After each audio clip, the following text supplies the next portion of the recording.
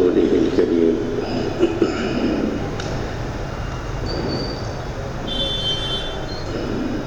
معزز سامعین کرام و خواتین و مستورات، اس ماہ مبارک و رسول اکرم صلی اللہ علیہ وسلم نے شہر الصبر بھی کہا. یہ صبر کا مہینہ ہے. تعریف تو اور بھی آپ نے کی ہے. یہ صبر کا مہینہ ہے، یہ مواسات کا مہینہ ہے، یہ ہمدردی کا مہینہ ہے، یہ غمخواری کا مہینہ ہے. آج صرف اسی پہلو پر بات ہوگی. آپ صلی اللہ علیہ وسلم نے فرمایا کہ یہ صبر کا مہینہ ہے. صبر کی صفت ہماری زندگی کے لیے ناگزیر صفت ہے. اس کے بغیر چارہ نہیں. اس کے بغیر نہ ہم دنیا میں ٹھیک زندگی گزار سکتے ہیں اور نہ آخرت میں. اللہ تبارک و تعالیٰ کی خوشنودی حاصل کرنے کا بہترین راستہ صبر ہے. ایک حدیث میں آتا ہے کہ نبی اکرم صلی اللہ علیہ وسلم نے فرمایا الجنت حفت بالمکارہ، الجنت حفت بالمکارہ. جنت ان چیزوں سے گھری ہوئی ہے جس کو انسان کا نفس یعنی من اس کو برا سمجھتا ہے. اس جنت تک پہنچنے کے لیے وہ کام کرنے پڑیں گے جن کو نفس اچھا نہیں سمجھتا، کیونکہ نفس آرام و لذت کا طالب ہے. اس لیے نفس کے خلاف کام کرنے میں صبر کرنا پڑے گا. رسول اکرم محمد رسول اللہ صلی اللہ علیہ وسلم نے جو صبر کے پہاڑ تھے، آپ نے اللہ تعالیٰ سے یہ دعا مانگی ہے رب اجعلنی صبورا واجعلنی شکورا. اے اللہ مجھے صبر کرنے والا، شکر کرنے والا بنا. لوگوں کے دلوں میں چونکہ صبر کا ایک محدود مفہوم ہے کہ کوئی تکلیف اور مصیبت ہوگی یا کوئی صدمہ ہوگا جس پر صبر ہوگا تو گویا صبر کی دعا کرنا مصیبت کی دعا کرنا ہے. یا جیسے کوئی آدمی دعا کرے کہ یا اللہ مجھے صابر بنا دیجیے تو لوگ سمجھتے ہیں کہ وہ چاہ رہا ہے کہ اس پر کوئی مصیبت آئے جس پر وہ صبر کرے. یہ بات درست نہیں ہے، بلکہ صبر کا بہت وسیع مفہوم ہے جس میں اصل صبر یہ ہے کہ اللہ کے لیے خواہشات نفس کو دبا دیا جائے. اور دعا میں یہی مطلب ہے کہ اے اللہ مجھے ایسا صابر بنا دیجیے کہ میں اللہ تعالیٰ کے لیے اپنے نفس کی ناجائز خواہشات کو دبا سکوں اور ان پر قابو پا سکوں. رسول اکرم صلی اللہ علیہ وسلم کا ارشاد گرامی ہے ما اوتی عبد نعمت اوسع من صبر. کسی بندے کو کوئی نعمت صبر سے زیادہ وسیع عطا نہیں فرمائی گئی. اللہ تعالیٰ کی نعمتیں بے حد و بے شمار ہیں، لیکن فرمایا کہ صبر کے مقابلے میں کوئی نعمت اس سے زیادہ وسیع نہیں ہے. وسیع کا مطلب یہ ہے جس کی ہر جگہ ضرورت ہے، ہر موقع پر ضرورت ہے، باہر ضرورت ہے، اندر ضرورت ہے، ارے گھر کے اندر ضرورت ہے. اگر آپ صبر نہیں کریں گے روز جھگڑا ہوگا. اور جس جگہ سے ہر جگہ فائدہ پہنچتا ہے گناہوں سے یہ بچاتی ہے، طاعات میں یہ معاون بنتی ہے، تکلیفوں میں یہ سہارا دیتی ہے. صبر کی یہ نعمت مشق کرنے سے حاصل ہوتی ہے. یعنی چاہے کتنا ہی ناجائز کام کے لیے دل چاہ رہا ہو، کتنا ہی انسان اس کا عادی ہو، لیکن تہیا کر لے اور عزم کر لے کہ اب میں اپنے آپ کو اس گناہ سے بچاؤں گا. مجھے اپنے اوپر کتنی ہی زبردستی کرنی پڑے. بعض اوقات آدمی کسی غلط کام کا اس قدر عادی ہو جاتا ہے کہ وہ سوچنے لگتا ہے کہ اس گناہ کو چھوڑنا میرے بس میں نہیں ہے، میں نہیں کر سکتا. لیکن اس کا علاج یہی ہے اپنے نفس کے ساتھ زبردستی کرے. ایک مرتبہ زبردستی کر کے اگر اپنے آپ کو بچا دیا تو پہلا مرحلہ اس نے سر کر لیا. دوسری مرتبہ پھر تقاضا ہوا تو پھر زبردستی کر لیجیے. اس زبردستی کرنے اور مسلسل کرتے رہنے سے صبر کی یہ نعمت حاصل ہو جاتی ہے اور پھر رفتہ رفتہ آسانیاں ہوتی چلی جاتی ہیں. علامہ بوصیری رحمہ اللہ بڑے درجے کے بزرگان دین میں سے ہیں. انہوں نے رسول اللہ صلی اللہ علیہ وسلم کی شان میں قصیدہ کہا ہے جو قصیدہ بردہ کے نام سے مشہور ہے. اس کا ایک شعر محبت میں ڈوبا ہوا ہے، حکمتوں سے لبریز ہے. بردہ عربی زبان میں چادر کو کہتے ہیں. جب انہوں نے حضور اکرم صلی اللہ علیہ وسلم کی شان میں یہ قصیدہ کہا تھا تو ان کو خواب میں رسول اللہ صلی اللہ علیہ وسلم کی زیارت ہوئی. آپ یعنی علامہ بوصیری رحمہ اللہ نبی اکرم صلی اللہ علیہ وسلم کو وہ قصیدہ سنا رہے ہیں. وہ قصیدہ جب سنا چکے تو خواب میں رسول اللہ صلی اللہ علیہ وسلم نے ان کو ایک چادر انعام میں عطا فرمائی. اس لیے اس کو قصیدہ بردہ کہا جاتا ہے. اس قصیدے میں علامہ بوصیری رحمہ اللہ نے ایک شعر کہا ہے جو ایک مسلمان کی پوری زندگی کا حاصل ہونا چاہیے. اس کا ترجمہ یہ ہے کہ دل کی مثال بچے کی سی ہے. النفس کالطفل ان تهمله شب على حب الرضاع. دل کی مثال بچے کی سی ہے. جب بچہ پیدا ہوتا ہے تو ماں کا دودھ پینا شروع کرتا ہے. ہر وقت ماں کے دودھ کا عادی بنا ہوا ہے. اگر ماں دودھ نہ دے تو چیختا ہے، روتا ہے، چلاتا ہے، لیکن ایک وقت ایسا آتا ہے کہ اس کو وہ دودھ چھڑانا پڑتا ہے. اس میں اس بچے کی خیر خواہی ہوتی ہے.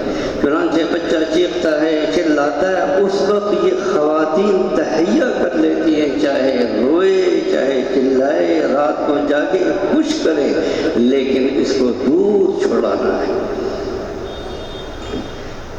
یہاں تک کہ بچہ دودھ بالکل ہی چھوڑ دیتا. علامہ بوصیری رحمہ اللہ فرماتے ہیں کہ فرض کرو اگر ماں دودھ نہ چھڑائے تو وہ بچہ ساری زندگی دودھ پینے کا عادی بنا رہے گا.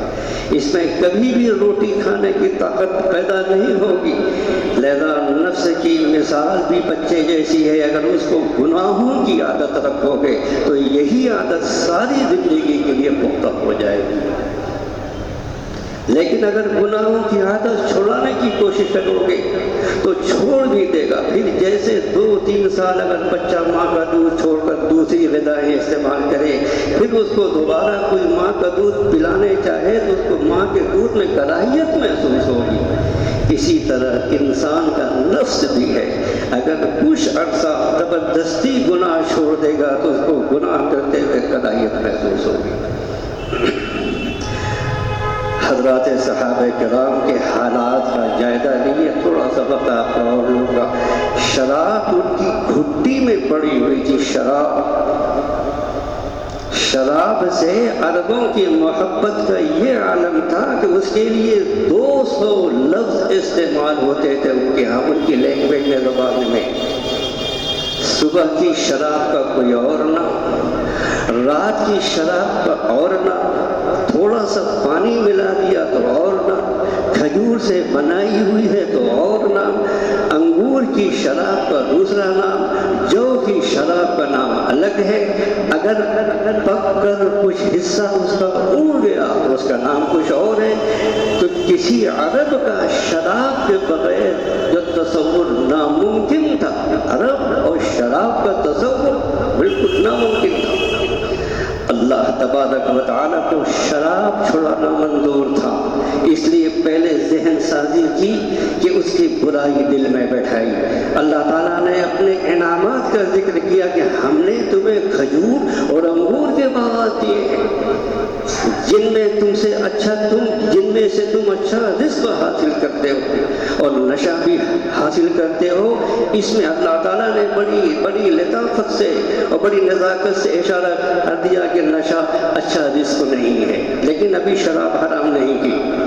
پھر فرمایا کہ شراب میں کچھ فائدے بھی ہیں، لیکن اس کا نقصان اس کے فائدے سے زیادہ ہے. اس کے بارے میں فرمایا انما الخمر والمیسر والانصاب والازلام رجس من عمل الشیطان فاجتنبوه. یہ سب گندے کام اور شیطانی عمل ہیں. اے لوگوں، اے مسلمانوں، ان سے پرہیز کرو. حضرت انس رضی اللہ تعالی عنہ جو رسول اللہ صلی اللہ علیہ وسلم کی خدمت میں 10 سال کے تھے، اس وقت سے آپ کے ساتھ تھے. فرماتے ہیں کہ جس وقت یہ آیت نازل ہوئی، میں اس وقت ایک مجلس میں تھا جس میں دوسروں کو شراب پلا رہا تھا. اتنے میں رسول اللہ صلی اللہ علیہ وسلم کے منادی کی آواز آئی، الا ان الخمر قد حرمت. خوب اچھی طرح سن لو کہ شراب حرام کر دی گئی ہے. مجلس فرماتے ہیں کہ مجلس جمی ہوئی ہے، شراب کے پیالے گردش میں ہے. حضرت انس رضی اللہ تعالیٰ عنہ فرماتے ہیں جس نے اپنے ہاتھ میں پیالہ لیا ہوا تھا اور منہ میں لے جا رہا تھا، اس نے یہ اعلان سن کر اتنا بھی گوارا نہ کیا کہ کم از کم یہ گھونٹ تو پی لے، بلکہ فوراً اس کو پلٹ دیا اور شراب کو ڈیل دیا. اور آتا ہے روایات میں کہ مدینے میں اس دن شراب کی گلیوں میں شراب بہہ رہی تھی. یہ صحابہ کرام کے ایمان و محبت کا حال تھا. ذرا تصور کیے کہ جس چیز کی شدت کے ساتھ عادت پڑی ہوئی ہے اس کو اس طرح زمین پر پٹکنے سے کیا کچھ دل پر قیامت گزری ہوگی. آج کسی سے کہہ دیجیے کہ گٹکا چھوڑ دو اور کیا کہتے ہیں گٹکا چھوڑ دو، کیا وہ چھوڑ دے گا؟ دل پر کیسے آسے چلے ہوں گے. لیکن چونکہ رسول اللہ صلی اللہ علیہ وسلم کی صحبت میں صبر کا عادی بنا دیا تھا، اس لیے حرام ہونے کے بعد شراب کا کوئی قطرہ اب حلق میں نہیں جا سکتا. شراب کے بڑے بڑے قیمتی مٹکے بھرے ہوئے تھے، ان کو اڈیلنے کا حکم دیا، سب نالیوں میں بہا دیے گئے. روایات میں آتا ہے کئی روز تک مدینہ منورہ کی نالیاں شراب سے بھری رہی. جو برتن شراب میں استعمال ہوتے تھے وہ بھی حرام کر دیے گئے. ان برتنوں میں کوئی جائز اور حلال مشروب پینا بھی جائز نہیں. بعد میں ان برتنوں کے استعمال کی اجازت دے دی گئی. اس میں یہ تعلیم دی گئی ہے کہ کسی بھی گناہ کو چھوڑنے کے لیے سب سے پہلے ارادہ ہو، پھر اپنے نفس پر قابو پانا، اس پر زبردستی کرنا ضروری ہے.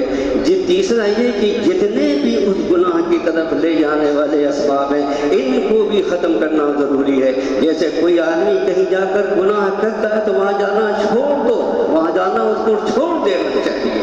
وہاں سے تعلقات کو ختم کرے، ان کے روابط کو منقطع کرے. اسی طرح اگر کوئی کسی بری صحبت کی وجہ سے، بری سوسائٹی کی وجہ سے گناہ میں مبتلا ہوتا ہے، اس سے تعلق ختم کرے اور اس سے رابطہ منقطع کر لے. جب تک یہ نہیں کرے گا گناہ چھٹنے والا نہیں. رنگینیاں تو ایسی چیز ہے کہ زندگی گزر جائے گی آپ، اور خواہشات کا دامن چھوٹے گا نہیں. اپنے نفس پر زبردستی کرنا ہی اس کا واحد علاج ہے.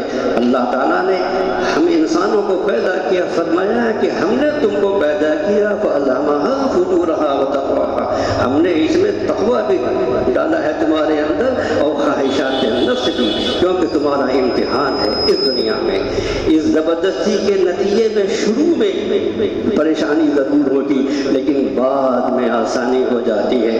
حضرت تھانوی رحمہ اللہ نے فرمایا کہ مگر آدمی جب اس کا ارادہ کر لیتا ہے تو آسانی شروع ہو جاتی ہے. فرمایا کہ ارے جنت اتنی سستی نہیں ہے کہ اتنی آسانی سے مل جائے گی. احسب الناس ان یترکوا ان یقولوا آمنا وهم لا یفتنون. کیا لوگوں نے سمجھ رکھا ہے کہ بس اتنا ہم کہہ دیں گے کہ ہم یہ مان لائیں اب سیدھے جنت میں چلے جائیں گے؟ نہیں، اور کوئی آزمائش بھی پیش نہیں آئے گی. ایسا نہیں ہوگا، آزمائے جاؤ گے۔ وَلَنَبْلُوَنَّكُم مِّنَ الْخَوْفِ وَالْجُوعِ وَنَقْصٍ مِّنَ الْأَمْوَالِ وَالْأَنفُسِ وَالثَّمَرَاتِ، ہم تم کو ضرور آزمائیں گے دنیا میں۔ نفسانی خواہشات، آزمائش یہی ہے کہ نفسانی خواہشات کی پیروی کرتا ہے یا اللہ تعالیٰ کی فرما برداری کرتا ہے۔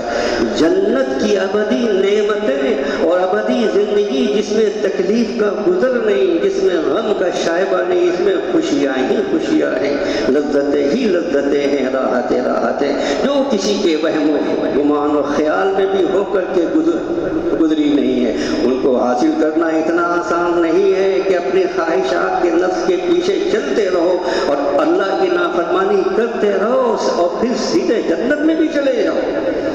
ہم خدا خواہی وہ حق دنیا دوں، یہ خیالت محالت و جنون، حرام و ناجائز کام بھی چاہو اور پھر اللہ تعالیٰ کو چاہو، یہ محض خیال ہے، ناممکن باتیں پاگل پن ہے۔ بہرحال یہ زبردستی تو کرنی پڑے گی، اس کے بعد انشاءاللہ آسانی ہو جائے گی، بعد میں بچنا مشکل نہیں ہوگا۔ اگرچہ بعد میں بھی کچھ خیال و گمان وغیرہ آئیں، اس سے فرق نہیں ہوتا، ان کا مقابلہ کرنا اتنا دشوار نہیں ہوگا، لیکن شروع میں ان خواہشات سے آپ کو لڑنا ہوگا، مجاہدہ کرنا ہوگا۔ اللہ تعالی ہم سب کو عمل کی توفیق عطا فرمائے۔